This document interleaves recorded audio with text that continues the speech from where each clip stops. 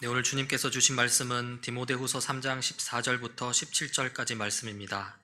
제가 봉독하겠습니다. 그러나 너는 배우고 확신한 일에 거하라. 너는 내가 누구에게서 배운 것을 알며 또 어려서부터 성경을 알았나니 성경은 능히 너로 하여금 그리스도 예수 안에 있는 믿음으로 말미암아 구원에 이르는 지혜가 있게 하느니라. 모든 성경은 하나님의 감동으로 된 것으로 교훈과 책망과 바르게 함과 의로 교육하기에 유익하니 이는 하나님의 사람으로 온전하게 하며 모든 선한 일을 행할 능력을 갖추게 하려 함이라. 아멘. 예, 여러분께서 설교 제목을 보시면 웬 또 종교개혁이냐 그렇게 생각하실 것 같습니다. 지난 종교개혁주일에 10월 31일에 제 설교 차례가 아니고 서울영동교회에서 특별히 그날 종교개혁에 대해서 설교를 하라고 부탁을 받아서 이 설교를 준비를 했습니다. 설교를 하고 또 우리 듣는 사람들의 반응이나 뭐 제가 생각한 내용이나 이걸 우리 다니엘 세시대 교인들도 좀 들었으면 좋겠다 그런 판단이 내려가지고 오늘 설교하게 됐습니다. 내내 할까 생각했는데 내년 또 내 차례가 아닐 수도 있고 나이가 87이 될 테니까 그때는 내가 또 하나님 앞에 갚을 수도 있고 그래서 오늘 내용으로 그렇게 설교를 하겠습니다. 이 종교개혁 500주년 그러니까 종교개혁이 1516년에 일어났으니까 2016년에 독일의 종교개혁 500주년을 기념해가지고 독일의 학자 아이헬이라는 분이 독일 루터의 나라 그런 책을 썼어요. 그 부제가 재밌습니다. 왜 종교개혁이 오늘날까지도 우리를 특징 짓는가? 왜 종교개혁이 아직까지도 독일이라는 나라의 특징으로 그렇게 남아있는가? 이제 그런 제목으로 책을 썼는데 독일 사람들의 반응이 재미있습니다. 독일 사람들이 이 책을 읽고는 정말 그러네 이제 그렇게 생각했다는 거예요. 평소에는 종교개혁과 독일을 별로 관계를 생각하지 않았는데 이 책을 읽고 나니까 우리 독일이 정말 종교개혁 때문에 만들어졌구나 그런 반응이 나타났다고 이제 언론에 보도가 돼서 이게 단순히 독일뿐만 아니라 저는 전 세계 인류에게 상당히 중요한 영향을 끼쳤다 그런 결론을 내렸습니다. 그러면은 우리도 또 우리가 받은 이 유산을 조금 아는 것이 필요하지 않는가 해서 제가 한번 이 설교치고는 조금 특이한 설교가 되겠습니다. 강의에 가까운 그런 설교가 되겠는데 오늘은 주로 이 형광판을 주로 보시고 들으시기를 바랍니다. 16세기 종교개혁에는 그 세 가지가 아주 강조가 되어 있다고 일반적으로 교회사학자들이 말하고 있습니다. 첫째가 오직 믿음으로. 그전에는 가톨릭에서는 뭐 성례를 지켜야 된다든가 공로가 있어야 된다든가 절기를 지켜야 된다든가 뭐 성자들에게 기도를 해야 된다든가 여러 가지 그 잡가가 있었는데 그게 다 필요 없다. 믿음만 있으면은 구원받는다. 이것이 그 핵심적인 거로 강조가 되었습니다. 그 다음에 오직 성경으로 어떤 점에서 이게 가장 핵심적인 거죠. 교황의 칙령이라든가 교회 전통이라든가 인간의 철학이라는 것이 중요하지 않다. 유일한 권위는 성령이다. 이게 어떤 점에서 종교개혁의 핵심이고 또 나머지 두 개는 사실 이 성령의 권위를 회복함으로 다시 제시됐다 이렇게 말할 수 있습니다. 그리고 궁극적으로 오직 하나님의 영광만을 위하여 오직 하나님의 영광만을 위하여 그래서 이 솔라라는 낮에는 단어 우리 노래 부를 때 솔로 하는 거하고 오직이라고 우리가 번역을 할 수가 있는 거죠. 이 세 가지가 아주 중요하게 작용이 되는데 저는 오늘 특별히 이 두 번째 오직 성경으로 이것이 결과적으로 인류 사회에 아주 막대한 영향력을 행사했다 적어도 4가지 분야의 영향력이 아주 크다고 저는 생각합니다. 첫째가 종교개혁으로 말미암아 보편교육이 이루어졌다. 보편교육의 단초를 제시했다. 지금 제가 이 교육선교에 대해서 설교할 때 한번 언급한 것 같습니다. 두 번째로는 오늘날 이 현대문화의 가장 중요한 역할을 한다 할 수 있을까요? 과학과 과학기술의 출현 그리고 그 발전을 위한 그런 세계관을 종교개혁이 형성했다. 종교개혁이 없었더라면 오늘의 자연과학과 과학기술은 이만큼 발전하지 못했을 것이다.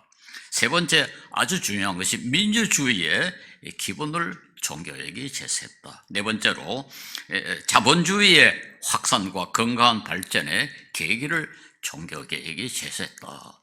이런 결론을 저는 내렸습니다. 근데 놀랍게도 이 4가지 어느 것도 종교개혁자들이 의도적으로 시도한 것이 아닙니다. 너는 과학을 발전시켜야지, 교육을, 보편교육을 실시해야지, 이렇게 의도적으로 한 것이 전혀 아니에요. 단순히 성경의 권위를 회복하고 성경 말씀에 충실하니까 결과적으로 이런 부산물이 나왔다. 그래서 이 4가지는 이렇게 현대 문화에 중요한 영향을 행사했음에도 불구하고 종교개혁자들이 의도적으로 시도한 것이 아니라 종교개혁자들이 강조한 성경의 권위, 이것의 부산물로 나타난 열매들이다. 저는 그렇게 봅니다. 보편교육은 저는 잠깐 이야기했습니다만은 모든 사람은 구원을 받아야 되고 구원을 받으려면 모든 사람은 성경을 알아야 된다. 성경을 알려면 모든 사람이 글을 배워야 한다. 아주 단순한 거죠. 그래서 루터가 성경을 라틴어가 아닌 독일어로 번역을 했습니다. 그때 어떤 성경은 라틴어로 되어 있었고 여러분 아시는 바와 같이 라틴어는 이미 그때 죽은 언어였습니다. 아무도 사용하지 않고 오직 학자들의 책에서만 사용하는 그 언어가 라틴어였는데 그러니까 일반 시민들이 전혀 읽을 수 없죠. 그런데 루터는 이래서는 안 된다. 모든 사람이 성경을 읽어야 된다. 그래서 독일어로 번역을 했고 또 모든 사람이 다 독일어를 읽을 수 있는 것도 아니니까 사람들이 글을 배워야 된다. 그렇게 생각을 했습니다. 그뿐만 아니라 루터의 동역자였던 멜랑톤이나 부겐하겐 같은 사람은 교사들인데요. 학교에서 읽기, 쓰기, 수학, 종교 과목을 독일어로 가르치기 시작을 했다. 네.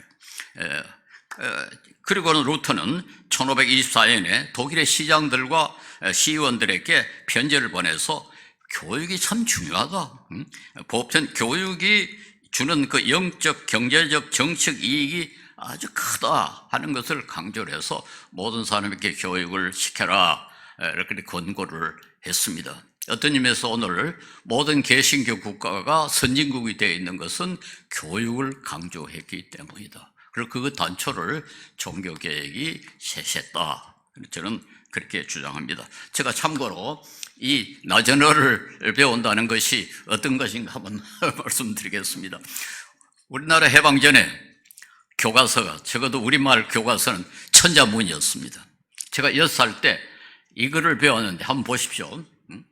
천지현황하고 하늘과 땅은 검고 누르고 우주홍황이라, 우주는 넓고 거칠다.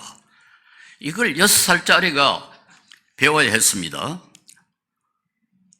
이게 어떻게 가능합니까? 사실은 천지현황이란 말도 그게 사실 하늘과 땅이 검고 누르다 해서는 안 되죠. 하늘은 검고 땅은 누르다 그래야 할 텐데 이제 순서를 저렇게 만들어 놨다고. 우주라는 말이 6살짜리가 어떻게 알겠습니까? 저런 걸 학교에서 가르친다고 생각해 보십시오. 저는 우리 한글이 얼마나 위대한 언어인가, 문장 하는 것을 요즘 새삼스럽게 깨닫는데요. 여러분, 세종대왕 덕으로 우리는 하루에도 수십억씩 경제적 이익을 보고 있습니다. 만약에 이런 글자로 오늘 우리가 글자를 사용했더라면 어떻게 좀 컴퓨터를 쓸 수가 있으며 어떻게 저 교육이 이만큼 보급될 수 있었습니까? 루터가 독일어로 성경을 번역하는 것은 이런 한문으로부터 한글로 성경을 번역한 것과 마찬가지의 뜻을 갖고 있습니다. 그리고 우리나라에서도 사실은 제가 초등학교 4학년 때 학교에 가보니까 4학년 이제 1학년 때 해방이 된 뒤에 학교 가니까 선생님들 가운데 한글을 아는 분이 한 분도 없어요. 초등학교 4학년 학생이 선생님들과 전교생을 다 모아놓고 한글을 가르쳤어요. 근데 그분은 장로님 아들이었습니다. 교회에서만 한글로 찬송을 부르고 성경을 읽었기 때문에 전교에서 한글을 아는 사람은 4학년 학생 하나뿐이었습니다. 그런데 얼마 지나지 않아서 그 선생님들이, 그렇게 배운 선생님들이 우리에게 한글로 교육을 시켰거든요. 그러니까 이게 얼마나 참 중요한, 우리 한글이 얼마나 중요한 역할을 했는가 하는 걸 알 수가 있는데요. 종교개혁의 그런 변화를 독일에 가져왔습니다. 그래서 지금 모든 개신교 국가들은 교육이 발달되어 있고 그 교육 덕으로 모두가 다 선진국이 되어 있었습니다. 두 번째로 과학과 과학기술의 발전. 이건 조금 복잡합니다만은 이 종교개혁 이전에는 비록 가톨릭이 지배했지만은 동양이나 서양이나 다 같이 자연은 신성하다고 생각했어요. 자연은 신성하고 살아있고 그러므로 자연을 손을 대면 안 된다고 생각을 했습니다. 그래서 우리나라에서도 제가 어릴 때 보면은 사람들이 산에 묘를 쓰거나 또 땅을 좀 개간을 해가지고 집을 지으면 반드시 거기 제사를 지냈어요. 평토제, 그러니까 땅이여 평안하소서 하는 제사를 지내야만 땅을 해칠 수가 있었습니다. 그 정도로 자연은 살아있었고, 따라서 굴을 뜯거나 다리를 놓는 것은 굉장히 큰 자연에 대한 무험한 짓으로 생각을 했는데요. 서양에도 마찬가지입니다. 그래서 16세기 이전에는 실험을 하지를 않았어요. 과학적인 연구는 많이 이루어졌지만 실험이라는 것은 굉장히 조심해서 시행이 됐습니다. 이것을 가장 잘 표현한 책이 호이카스라는 분이 쓴 근대 과학의 출현과 종교라는 책인데요. 제가 이걸 이 서울대학교 김영식 교수라고 과학사 하시는 분하고 공력을 했습니다. 그분은 크리스찬도 아닌데 저한테 와서 이 책을 같이 번역하자고 했습니다. 그 이유는 그 책에 그 기독교의 용어가 너무 많이 나오기 때문에 자기는 도저히 혼자서 번역할 수 없겠다. 그런데 이 책은 너무 중요하다. 그래서 같이 번역을 했는데, 이 책을 보면은 종교개혁 없이는 현대 자연과학의 발전은 불가능하다 하는 것을 아주 잘 표현을 해놨습니다. 그리고 종교개혁 이후로 처음으로 역사를 보는 눈이 바꿔졌습니다. 과거의 역사관은 소위 과거지향적 역사관입니다. 그 말은 뭔가 하니까 황금시대, 인류의 황금시대는 옛날에 고대에 있었다. 플라톤도 그렇게 주장했고 공자도 그렇게 주장했고 우리나라 이율곡도 그렇게 주장했습니다. 이 율곡은 주공 이전의 세상은 질서가 있는 세상, 그리고 주공 이후는 난세라고 그랬어요. 그러니까 옛날에는 질서가 있던 사회고 주공 이후로는 세상이 나빠졌다. 우리 동양에서 그때는 소위 요순지 성대라고 그랬습니까? 연임금과 순임금 때가 가장 위대한 시대였다. 그래서 항상 과거가 더 좋아졌고 시간이 흐르면 흐를수록 역사는 퇴보한다, 그런 생각을 가졌습니다. 그것이 그 보수주의적인 사고방식을 확산시켰고 발전을 불가능하게 만들었습니다. 근데 16세기 종교개혁 이후로 처음으로 역사가 미래지향적으로 바꿔졌습니다. 미래가 과거보다 더 좋을 수 있다. 이런 것은 이 캠브리지 대학 교수 한 분이 쓴 The Idea of Progress라고 진보의 관념이라는 책이 있는데, 책이 아주 잘 표현하고 있고, 이걸 처음으로 지적한 사람은 위대한 기독교 교부 아우구스티누스였습니다. 그는 소위 프로그레수스, 나절로 영어 프로그레스죠. 진보는 기독교에서만 가능하다 하는 것을 처음으로 시작을 했습니다. 이것을 이 사회에 확산시킨 것은 종교개혁 때문이고, 그때부터 비로소 과학 실험이 가능해졌습니다. 실험이 가능하니까 자연과학이 급속도로 발전했고, 자연과학이 발전하니까 그것에 기초해서 과학 기술이 발전될 수 있었습니다. 그래서 최근에 환경오염이 과학기술이 발전했기 때문에 이루어졌다는 것이 일반화되어 있기 때문에 미국의 화이트 주니어라는 역사학자는 오늘의 환경오염은 기독교가 책임을 져야 한다. 기독교 때문에 자연과학이 발전하고 기독교 때문에 현대 과학기술이 발전했기 때문에 그 과학기술이 일으키는 환경오염에 대해서는 기독교가 책임을 져야 된다. 그렇게 주장할 정도입니다. 우리가 어쨌든 자연과학에 물론 잘못된 거 역효과도 없지를 않습니다만 만약에 자연과학과 과학기술이 발전되지 않았더라면 오늘 인류가 어떻게 됐겠습니까? 이 아주 중요한 변화를 종교에게 일으켰다는 것은 엄청나게 중요한 사실이 아닐 수 없습니다. 세 번째로 민주주의. 민주주의와 종교에게 무슨 관계가 있는가? 이것은 첫째 칼빈의 사상, 인간의 전적 부패. 인간은 전적으로 부패해서 인간은 자신의 힘으로는 도저히 구원받을 수 없다는 것을 가장 강조한 그런 신학자입니다.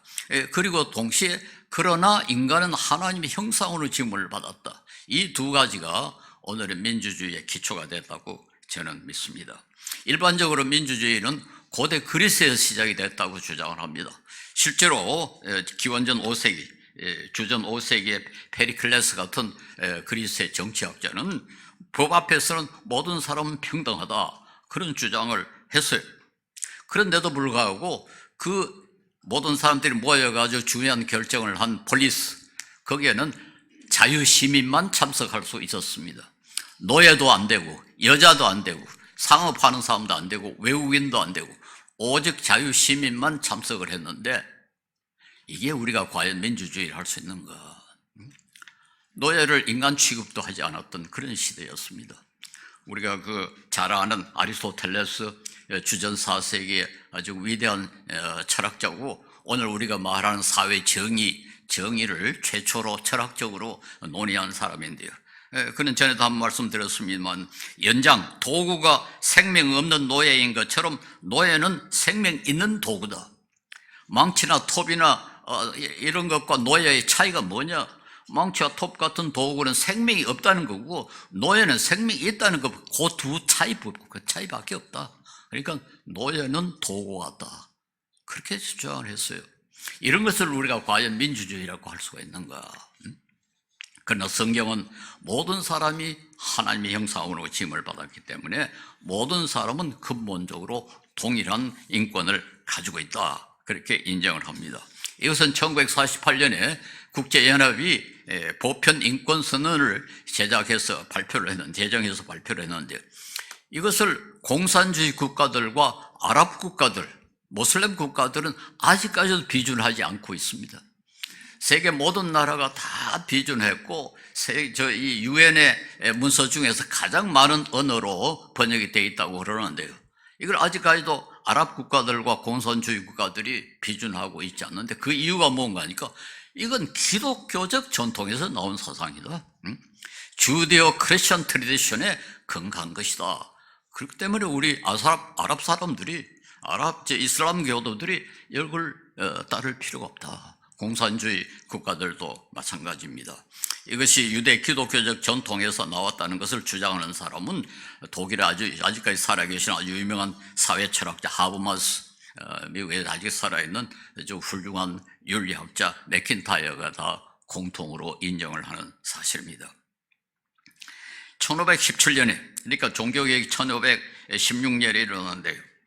종교에서 17년 이후에 8년 후에 일어난 1525년에 그때 독일의 종교개혁을 계획을 해서 농민전쟁이 일어났습니다. 근데 스바비아의 그 농민들이 요구한 소위 12개 조항이라는 아주 유명한 조항이 지금도 남아있는데 그 3조에 보면 이렇게 되어 있습니다. 그리스도는 양치기이든 고위층이든 차별을 두지 않고 모두 그의 고귀한 피로 구속했기 때문에 농부들을 악한이라고 부르는 것은 개탄할 일이다. 그때 아마 농부들은 악한이라고 불렀던가 봐요. 그런데 이 농민들이 그 무슨 소리냐? 그리스도는 양치기이든 고위층이든 차별을 두지 않고 모두 그의 고귀한 피로 구속했다. 그렇기 때문에 우리는 모두 동일하다. 그런 주장을 할 수 있게 됐습니다. 과거에 생각도 못했던 일입니다. 사실은 성경은 분명히 그렇게 말하고 있죠. 갈라디아서 3장 28절에 너희는 유대인이나 헬라인이나 종이나 자유인이나 남자나 여자나 다 그리스도 안에서 하나이니라. 이거 없이 어떻게 민주주의를 논할 수가 있느냐. 여러 사람이 모여서 합의만 하면 그게 민주주의냐. 누가 거기에 참석할 수 있는가가 더 중요하지 않는가. 우리 성경은 남자나 여자나 종이나 자유인이라 그리스 사람이나 헬라 사람이라 그리스도 안에서 다 하나다. 바로 이런 평등 사상이 민주주의의 핵심이라고 저는 생각합니다. 특별히 칼빈은 민주주의를 아주 노골적으로 그렇게 주장을 했습니다. 제가 이 칼빈의 말을 좀 길게 인용을 했습니다. 왕들이, 그때는 왕이 다스리는 시대 아닙니까? 왕들이 가장 정의롭고 옳은 것으로부터 벗어날 만큼 그들의 의지를 절제하는 일은 매우 드물고, 권력을 잡은 왕이 이 권력을 절제한다는 것은 매우 힘든다는 것입니다. 어느 정도가 충분한지 알만한 예민함과 지혜를 타고난 왕도 드물다.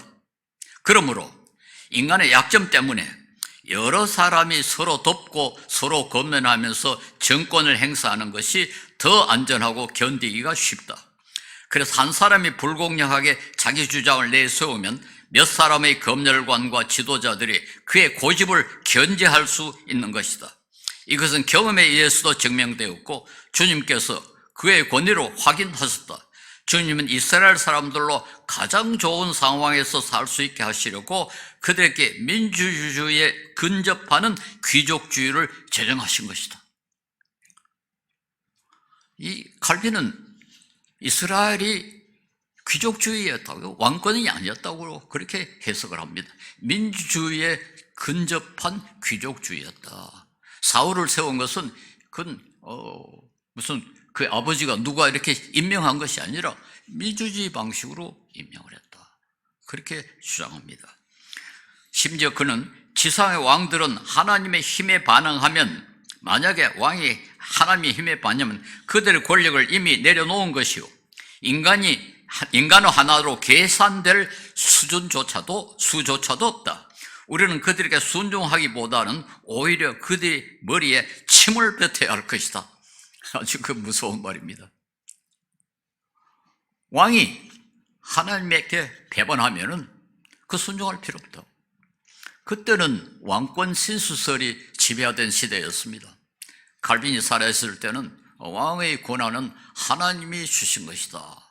그것이 일반화되어 있던 시대에 칼빈은 그들에게 침을 뱉어야 할 것이다.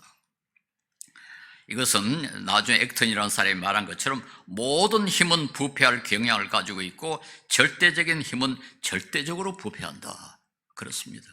이 세상에 힘을 전적으로 가지고 독점하는 사람이 부패하지 않는 경우는 전혀 없었습니다. 그러므로 민주주의가 아니고는 부패를 막을 방법이 없습니다. 지금 북한이나 중국이나 러시아 같은 나라를 보십시오. 제가 어제도 어떤 청년을 만났는데 우간다에 가나안 농문학교를 좀 세워달라고 해서 제가 그때 부통령이 초청해서 갔습니다. 아주 훌륭한 분이었습니다. 그분이 만약에 우간다의 대통령이 됐더라면은 우간다는 정말 살기 좋은 나라가 될 수 있을 텐데 그는 그만한 능력을 갖고 있었는데요. 그때 대통령이 취임한 지 한 3, 4년밖에 안 됐는데 그 양반이 잘할 줄 알았더니 지금 23년째 장기 집권을 하고 있습니다. 얼마나 안타까운지 몰라요. 나라가 민주주의를 제게야 발전할 수 있습니다. 그래서 저는 요즘 중국을 보면 참 한심해요. 잘 나가던 나라인데 지금 시진핑이라는 자가 나라를 완전히 지금 망치고 있습니다. 뭐 북한도 마찬가지고 러시아도 마찬가지고 하여튼 독재가 나라를 망치지 않은 경우는 전혀 없습니다. 그러므로 우리 민주주의라는 것이 얼마나 중요한가 하는 것을 다시 한번 알 수가 있고, 비록 민주주의가 완벽하지는 못하고 여러 가지 약점들이 있습니다만 그러나 인간이 개발한 정치 제도 가운데는 가장 우수하다 하는 것을 부인할 수 없고 우리는 민주주의를 위해서 좀 노력을 해야 할 것이라고 생각합니다. 그래서 저는 다음과 같은 결론을 좀 내려고 합니다. 힘의 집중은 어떤 것이라도 반드시 부패를 가져온다는 사실을 감안해서 교회도 좀 민주적으로 운영이 돼야 된다. 교회가 목사 한 사람의 주장으로 좌지우지하는 교회는 결코 건전하다 할 수 없습니다. 그리고 민주주의는 모든 사람을 근본적으로 동일한 권리를 가진 사람으로 취급하기 때문에 특별히 그 사회에서 힘을 제대로 권한을 제대로 행사하지 못하는 사람들, 외국 근로자들, 가난한 자들, 병든 자들, 장애인, 약자들의 인권을 우리 그리스도인이 제일 앞장서서 보호하고 지켜줘야 된다. 이것이 민주주의를 살리는 하나의 좋은 방법이라고 생각합니다. 그리고 인기 영합주의로부터 우리 민주주의를 지켜야 됩니다. 제가 여러 번 반복했습니다만 민주주의의 지금 최대 원수는 인기 영합주의, 포퓰리즘이라고 저는 생각합니다. 좌파 포퓰리즘으로 망한 나라, 남아메리카의 아르헨티나와 베네수엘라, 그리고 우파 포퓰리즘으로 지금 큰 위기를 직면한 미국, 이 두 포퓰리즘이 다 민주주의에 아주 큰 위협이 되고, 저는 이것이 극복되지 않으면은 이런 나라들이 아주 심각한 병에 걸릴 거라고 믿습니다. 그래서 우리 그리스도인들은 이 좌파, 우파, 이 포퓰리즘에 말려 들어가지 않도록 우리가 아주 냉정하게 성경 말씀에 근거해 가지고 올바른 판단을 내릴 수 있는 그런 세력이 형성되어야 된다고 믿습니다. 그리고 마지막으로 자본주의. 막스 웨이버라는 20세기에 아주 뛰어난 사회학자입니다. 전 세계적으로 유명한 사회학자인데, 이분은 종교개혁, 특별히 칼빈주의나 청교도 때문에 오늘날 자본주의가 가능했다고 그렇게 주장을 폈습니다. 그런데 여기에 대해서는 미안합니다만 조금 말이 어렵답니다. 그 학자들이 동의하지는 않습니다. 그런데도 불구하고 여기에 일리는 있다, 그렇게 주장을 할 수가 있습니다. 지금 민주주의 형식은 종교개혁 이전에도 이미 이태리에서 시행되고 있었다고 그래요. 그런데도 불구하고 오늘의 자본주의 형성에는 종교개혁이 아주 중요하게 작용했다 하는 것을 좀 말씀드려 보겠습니다. 첫째, 사유재산을 인정을 한 겁니다. 칼빈은 사람들 간의 평화를 유지하기 위해서라도 재산 소유가 분명하고 개인적이라야 한다. 개인적이라야 한다 하는 말은 사유재산을 정당화한 것이라고 할 수 있죠. 그래서 남의 재산을 훔치는 것은 하나님의 섭리에 대한 범죄며 하나님께서 주신 것을 그 본래의 목적대로 사용하는 데 있어서 어떤 양심의 가책도 느낄 필요가 없다. 그 말은 내 재산을 그 본래의 의도, 재산이 주어진 본래의 의도대로 사용할 때는 양심의 가책을 가질 필요가 없다. 그 말은 내가 가령 돈이 있어가지고 음식을 먹는데 다른 사람이 저 사람은 너무 좋은 음식을 먹는다. 그 옆에 사람은 그렇게 좋은 음식을 못 먹을 때 양심의 가책을 느낄 필요가 없다. 그러니까 자기의 재산을 자기가 올바로 사용하는 데 있어서는 얼마든지 자유롭게 할 수 있다. 그런 주장이고, 그러므로 도덕질은 그건 하나님께 큰 범죄다. 도덕질이라고 하는 이유는 사유재산을 인정한다는 뜻 아닙니까? 그런데도 불구하고 이게 그 다음이 중요합니다. 사도행전 11장 29절을 주석하면서 칼빈은 이렇게 말했습니다. 그러나 사람이 모든 것은 자기의 것이 아니라 하나님의 것이며 모든 소유는 다른 사람을 섬기기 위한 것이다. 모든 소유는 즐기기 위한 것이 아니라 다른 사람을 섬기기 위한 것이다. 그래서 다른 사람에게 손해를 끼치거나 불편하게 사용할 수는 없고, 부자가 하나님으로부터 풍성한 소유를 얻었으면 그것으로 가난한 사람보다 더 궁상하게 살지 말아야 할 의무는 없을지라도, 이 말이 중요합니다. 구태 궁상하게 살라는 건 아니다. 만약 돈이 있으면 꼭 다른 사람보다 더 궁상하게 살라는 것은 아니나, 다른 사람이 굶도록 내버려 두어서는 안 되며, 다른 사람보다 더 가난하게 살라는 건 아니다. 그러나 다른 사람이 굶도록 내버려 둬서는 안 되며, 다른 사람의 것으로 자신의 부를 축적해서도 안 낸다. 하나님께서 부자에게 재산을 허락한 것은 가난한 사람의 종이 되기 위함이고, 이 말이 아주 중요하죠. 하나님이 왜 어떤 사람을 부자로 만들었느냐? 가난한 사람의 종이 되기 위하여. 가난한 사람 섬기기 위해서 섬기라고 부자로 만들었다. 하나님께서 부자와 빈자로 같이 살게 한 것은 그들이 같이 만나서 교제하며 부자는 주고 빈자는 받도록 하기 위함이다. 그러니까 우리가 흔히 말하는 소위 천민자부주의는 아니죠. 돈은 마음대로 벌어라. 그리고 자기 거니까 마음대로 써라. 그리고 즐겨라. 그런 천민자본주의를 칼빈이 주장한 것은 아닙니다. 두 번째로 이자를 허용한 것이 이게 아주 종교개혁에 아주 중요한 변화입니다.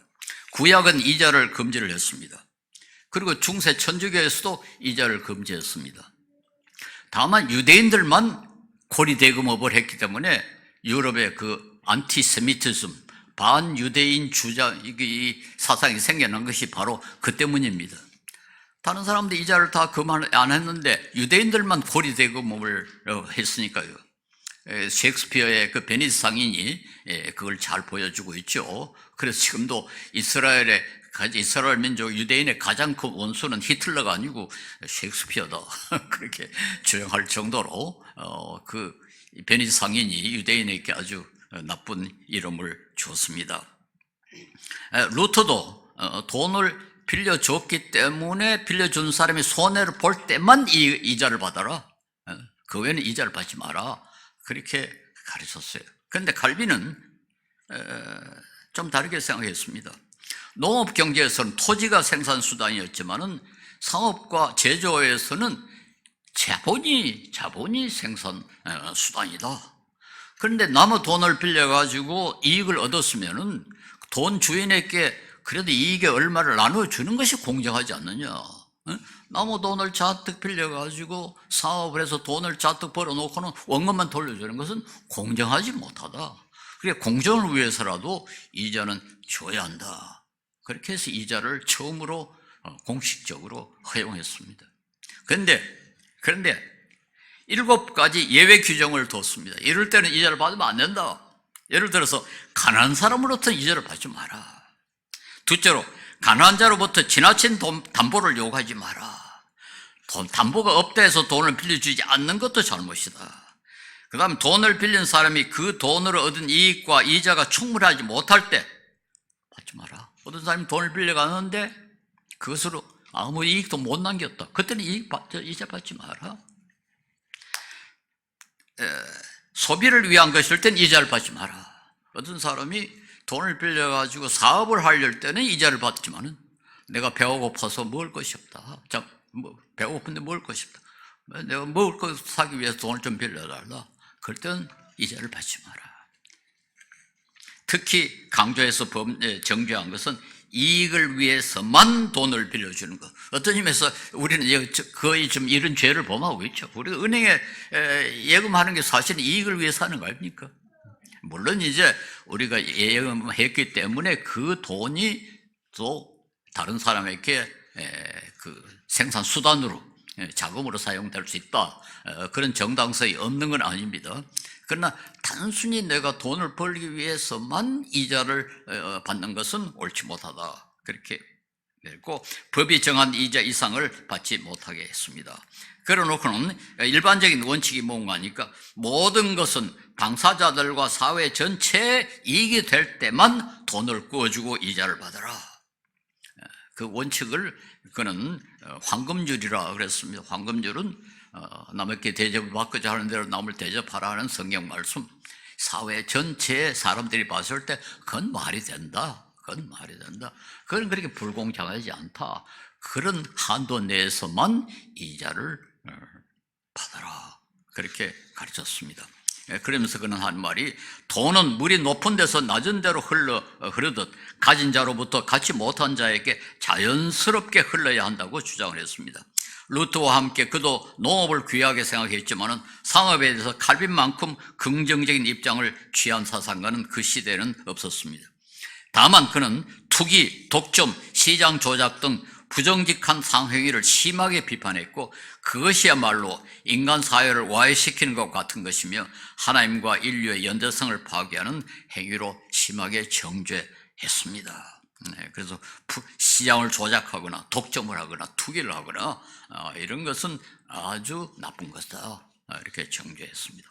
셋째로 노동에 대해서 칼빈은 무엇보다도 우리 열심히 일해야 되고 일을 해야 잡생각을 안 한다. 게으르고 할 일이 없으니까 잡생각을 하고 따라서 범죄한다. 그렇게 일을 열심히 하면 범죄하지 않는다. 그렇게 하고 루터도 우리가 일하는 것은 약한 사람을 돕기 위한 거다. 내가 돈 많이 벌어서 잘 살고 잘 사는 게 그게 목적이 아니고 약한 사람을 돕기 위한 거다. 그리고 그는 만제사장론을 주장해서 모든 직업은 하나님으로부터 직접 받은 소명이다.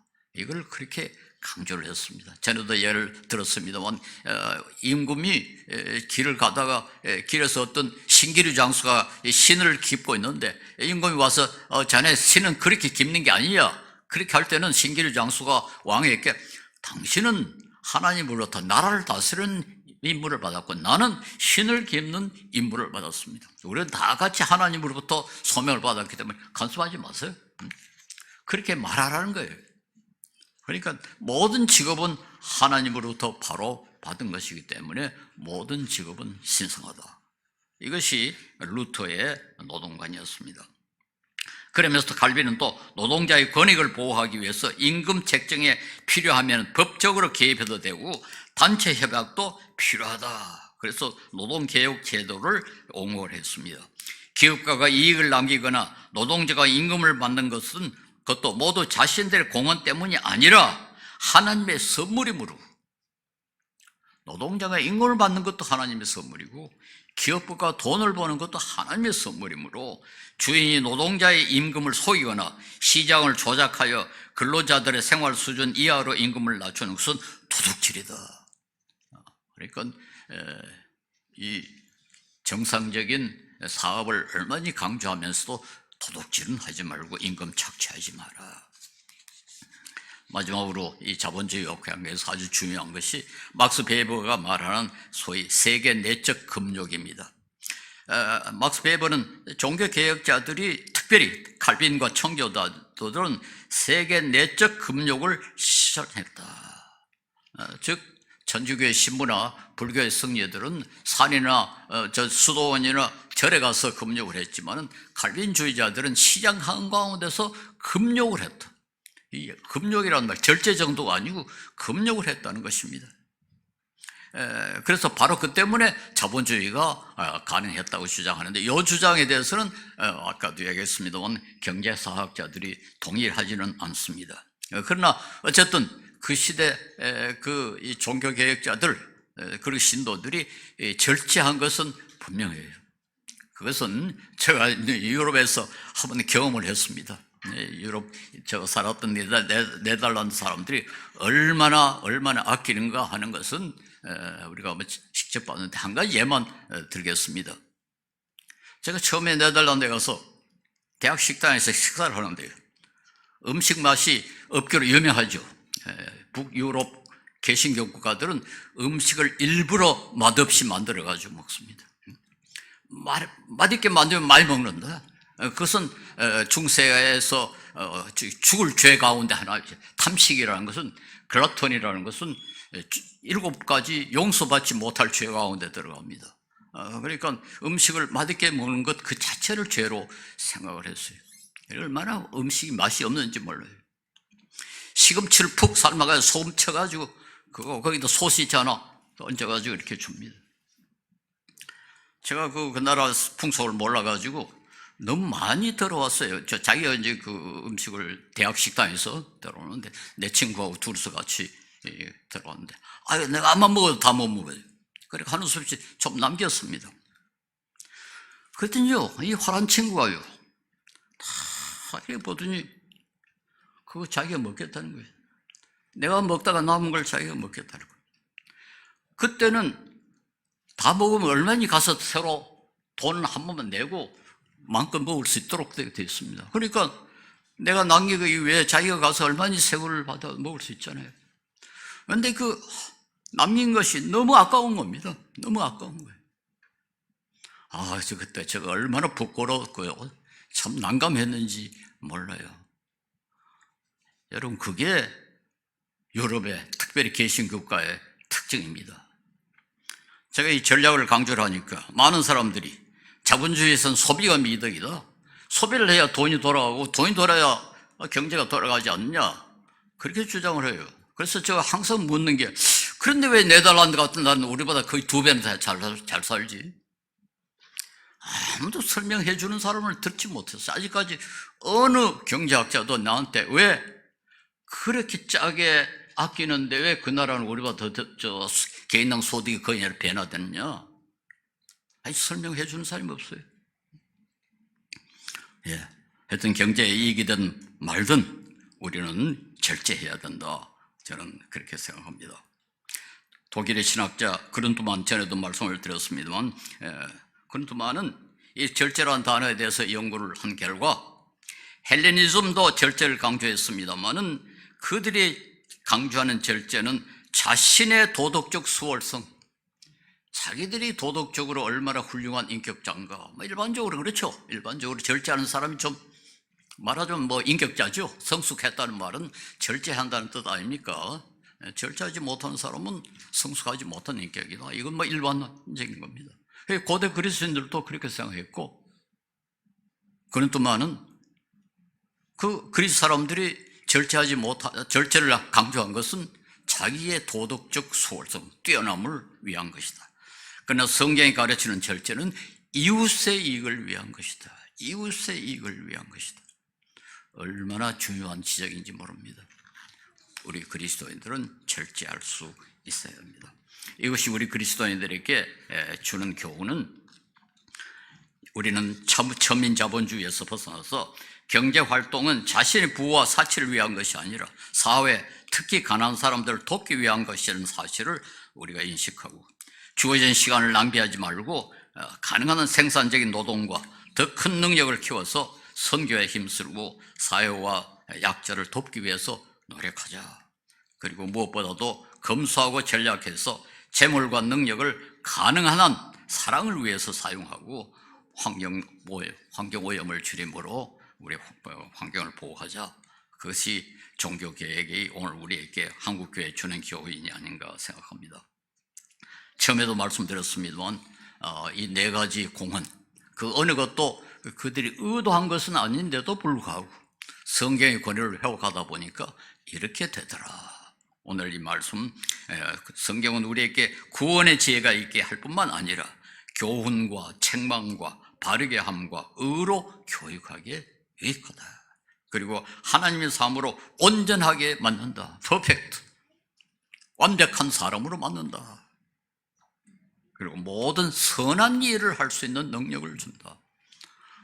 그래서 이 성경의 위대함, 이것을 다시 한번 종교개혁의 역사를 통해서 배웠으면 좋겠습니다.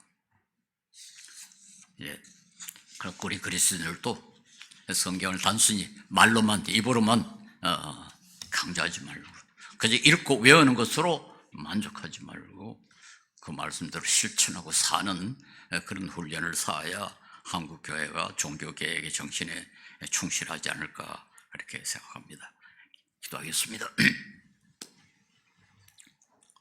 자비로우신 주님, 감사합니다. 우리에게 종교개혁이란 그 위대한 유산을 눈을 지켜해 주심을 감사합니다. 주님께서 우리 한 사람 한 사람의 마음을 주장하시고 한국교회 모든 지도자들의 마음, 성도들의 마음을 주장하여 주셔서 주님께서 우리에게 주신 이 위대한 말씀, 우리 열심히 배우고 익히고 무엇보다도 이 말씀대로 순종할 수 있는 우리가 되도록 주님께서 큰 은혜를 베풀어 주시옵소서. 예수님 이름으로 기도합니다. 아멘.